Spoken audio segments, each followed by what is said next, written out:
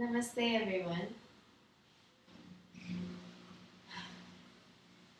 Can, among my hot water, hear the washing machine going. And I just actually recorded a whole video that got lost somehow. I'm not sure what happened. But I wanted to say just briefly that I'll be leaving this space. And it's been 2 weeks of quarantine. I've had lovely communication with the person that is the propriétaire. She's Québécois. She's from Quebec, and she and I have had very honest and open communication from the beginning to share where I was coming from and where I would like to land. And sometimes it's easy to want to hide information, but if we understand that it is critical to someone and respectful to someone to share it, obviously we don't have to share every little detail about our lives, right? But when there's something, it sits better. I was able to rest better having communicated honestly.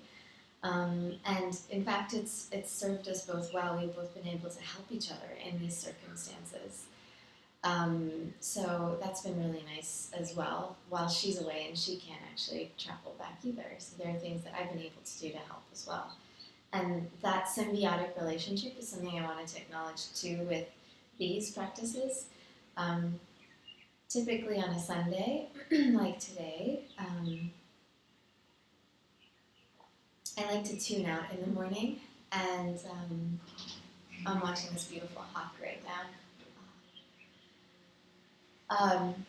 But because I'm leaving and I'm packing and cleaning to go to the next space, and my life has very much been this. I've been in 4 different places in the last months, and each time I feel that a little bit of attachment.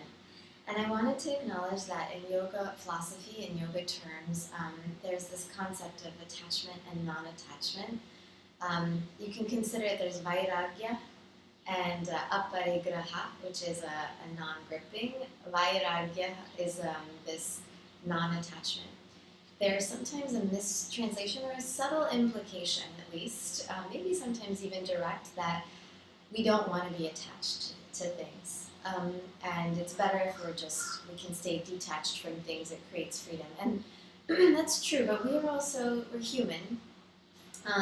It's easier in many ways, but we also see, especially as a public school teacher and a professor of teachers, teacher of teachers now this is now my 16th year. Some of you who are watching are my friends from this and are in it right now as parents, as caregivers, as uncles, as cousins, as friends. We understand that the relationship with children, and children if you're watching, it's nice when we have a secure and warmly balanced, attached experience, right? It creates ground. We can see the positive effects of that, and even the science research that we did in HGSE, like it's very clear that creating, honoring, secure, and gentle attachment is a positive thing.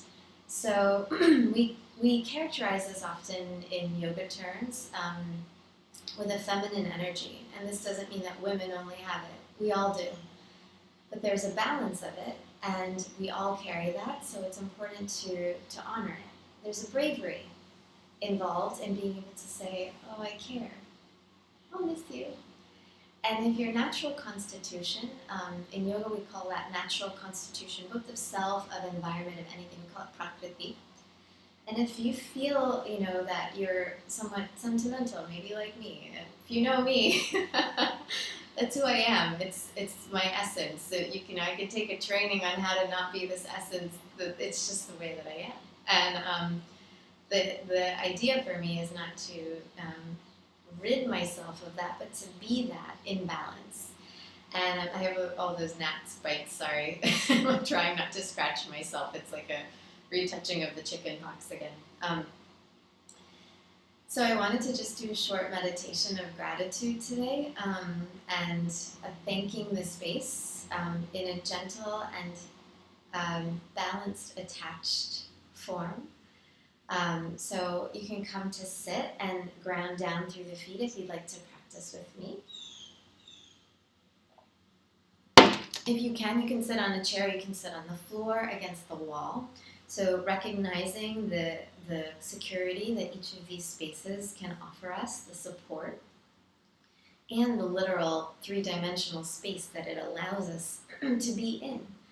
And even if you're staying in your space, right, for right now, which many of you, most of you are, just being able to acknowledge that right now, the space around us that supports us. Let the feet relax, move the toes, so you can lift up the toes, and then re-ground them down.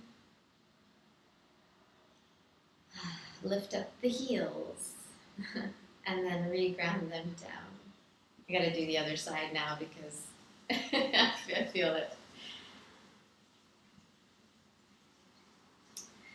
And then round the shoulders forward as you breathe out. So let go of the breath all the way. Slowly lift up tall, breathe in, open the shoulders, Ujjayi breath if you like, so that gentle constriction.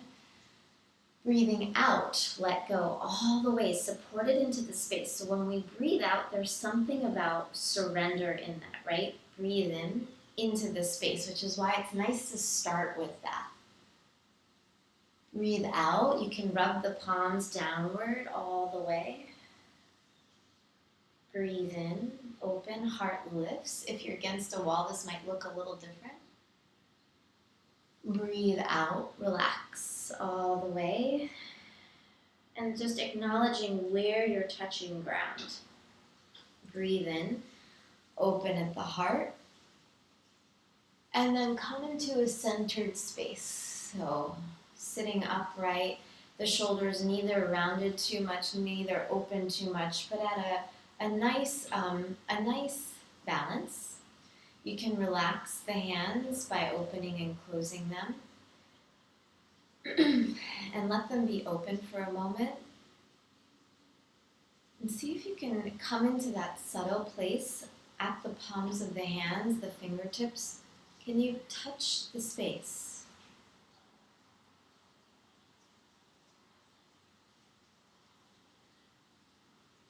It's like a suggestion of energy, right? Can you feel it? Do you feel a little bit of that? It's the nerve endings talking, right? It's and maybe not. Maybe it takes practice. Maybe it's not something that maybe it's an imaginative experience. But for me, I can feel like I'm actually holding space.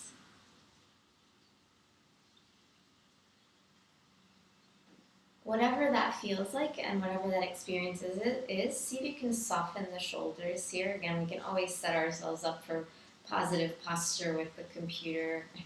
So if you're like this, relax. Let the jaw relax.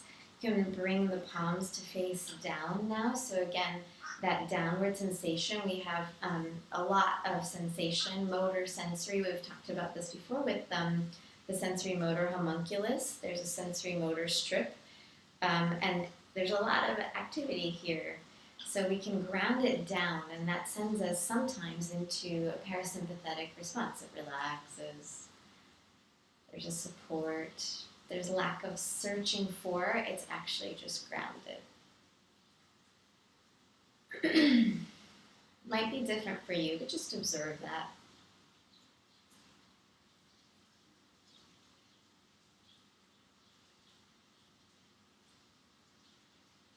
Continue your full, complete breath.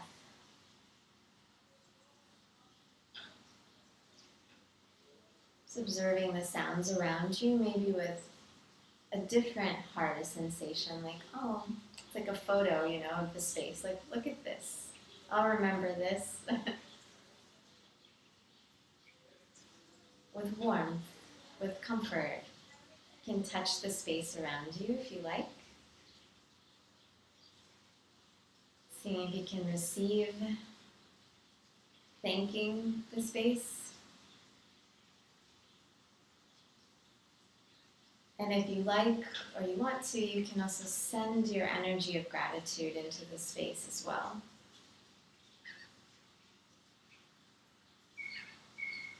So again, I'm not gripping onto the walls. I'm soft, but I'm here expressing my love and affection.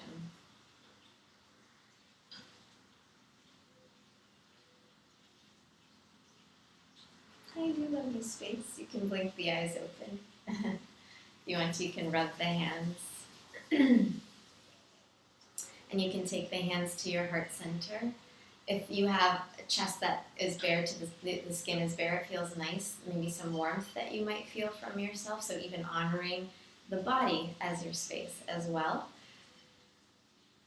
Smiling if you feel compelled, at the corners of the lips. It really does, for me, stimulate this like lovely sensation throughout this system.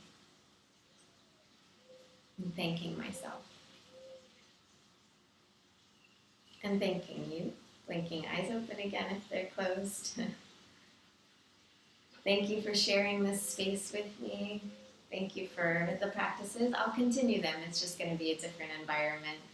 And thank you for the space of the internet and the way that we can share. I hope you have a very nice and restful Sunday. And see you tomorrow as my computer has gone to sleep. Bye. Till tomorrow.